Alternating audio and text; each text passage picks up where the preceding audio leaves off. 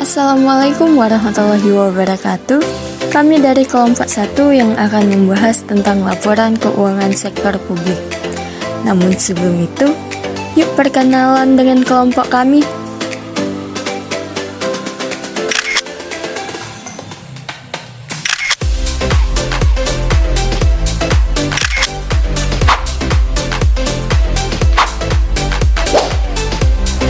Terdapat 4 poin utama materi presentasi yang akan kami bahas. 1. Tujuan dan fungsi laporan keuangan. 2. Tujuan dan fungsi laporan keuangan sektor publik. 3. Pemakai laporan keuangan sektor publik. 4. Jenis laporan keuangan sektor publik. Tujuan dan fungsi laporan keuangan.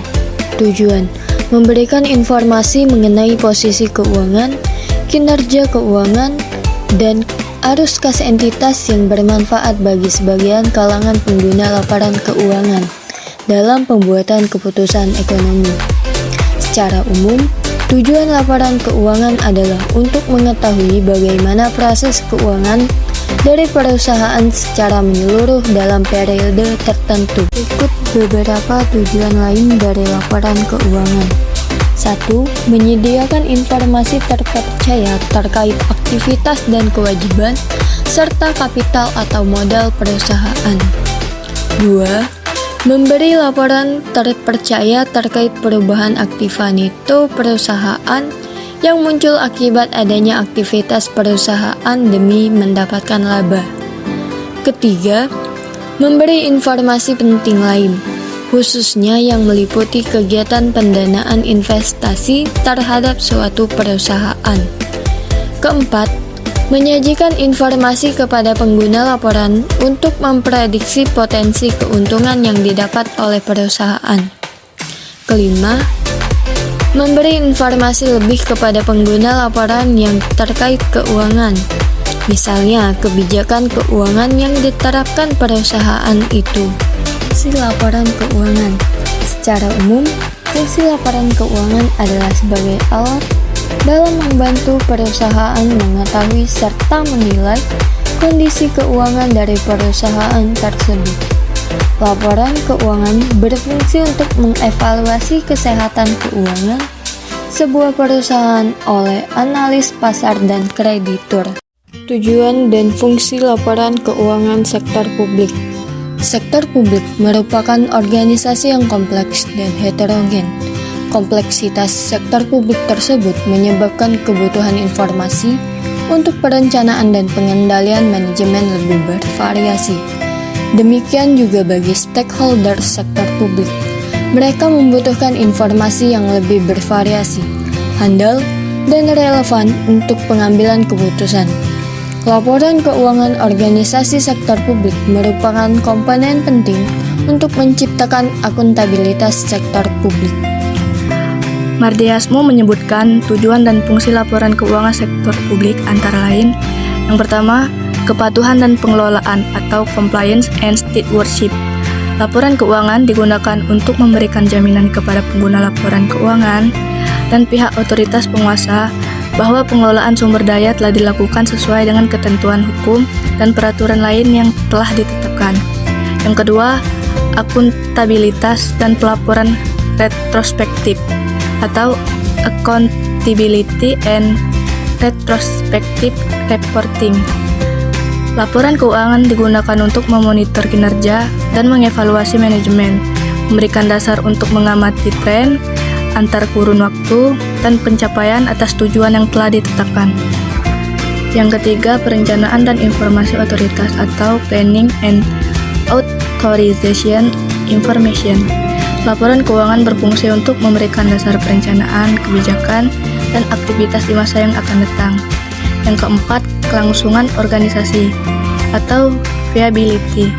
Laporan keuangan berfungsi untuk membantu pembaca dalam menentukan apakah suatu organisasi atau unit kerja dapat meneruskan menyediakan barang dan jasa atau pelayanan di masa yang akan datang. Yang kelima, hubungan masyarakat atau public relation. Laporan keuangan berfungsi untuk memberikan kesempatan kepada organisasi untuk mengemukakan pernyataan atas prestasi yang telah dicapai kepada pemakai yang dipengaruhi, karyawan, dan masyarakat.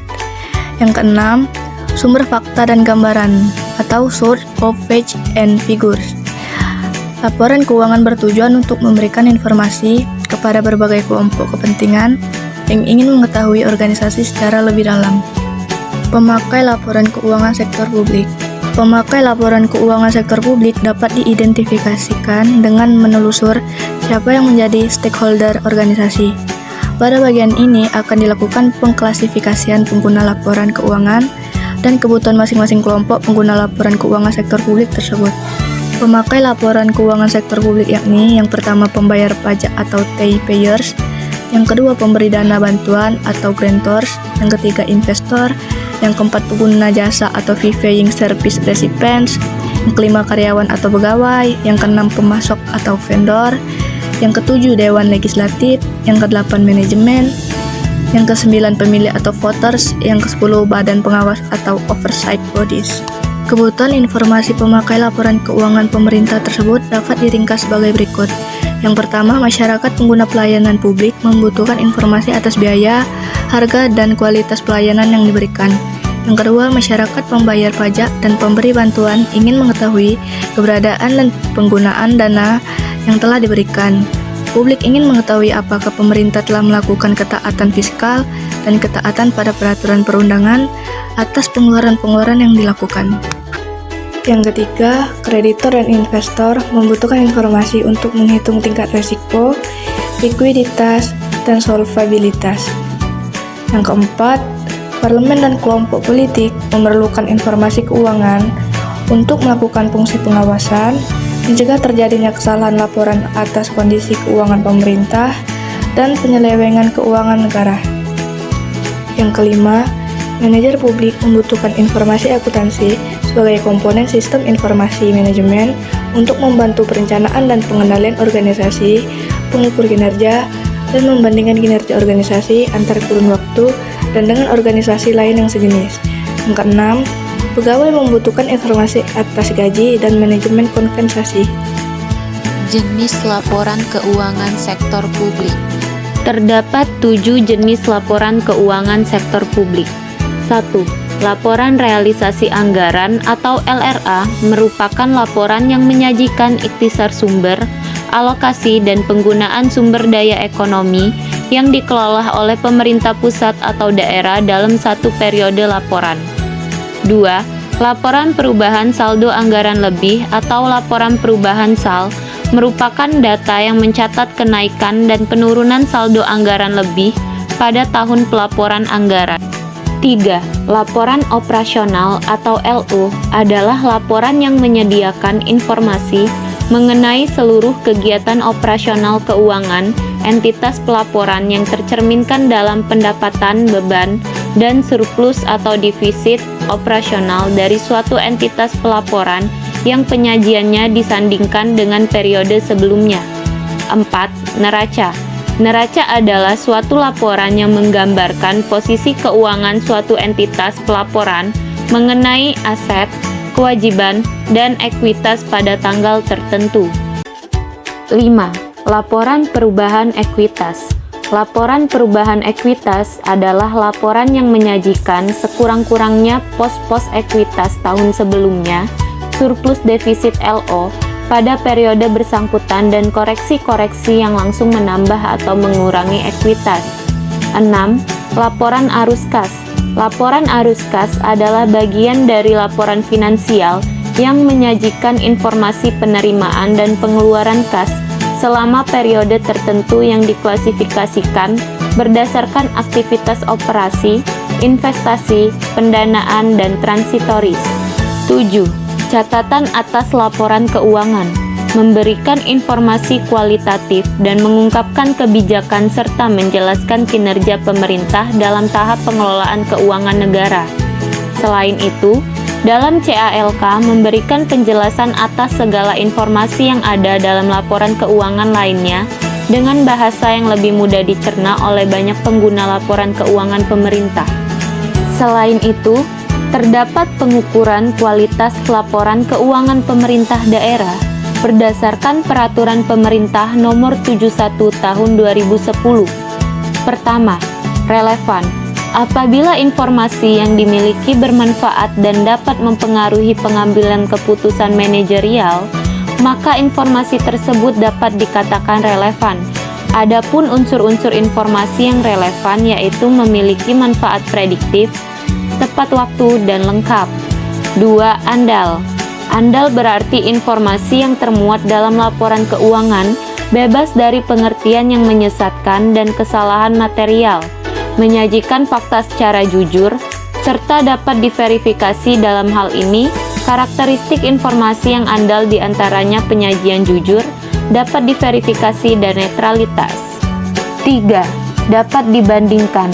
Pada umumnya, informasi laporan keuangan akan lebih berguna jika dapat dibandingkan dengan laporan keuangan periode sebelumnya atau laporan keuangan pada entitas lain. Perbandingan dapat dilakukan secara internal dan eksternal. Secara internal, perbandingan dapat dilakukan apabila entitas menerapkan kebijakan akuntansi yang sama dari tahun ke tahun. Sedangkan secara eksternal, perbandingan yang dilakukan apabila entitas yang diperbandingkan menerapkan kebijakan akuntansi yang sama. 4.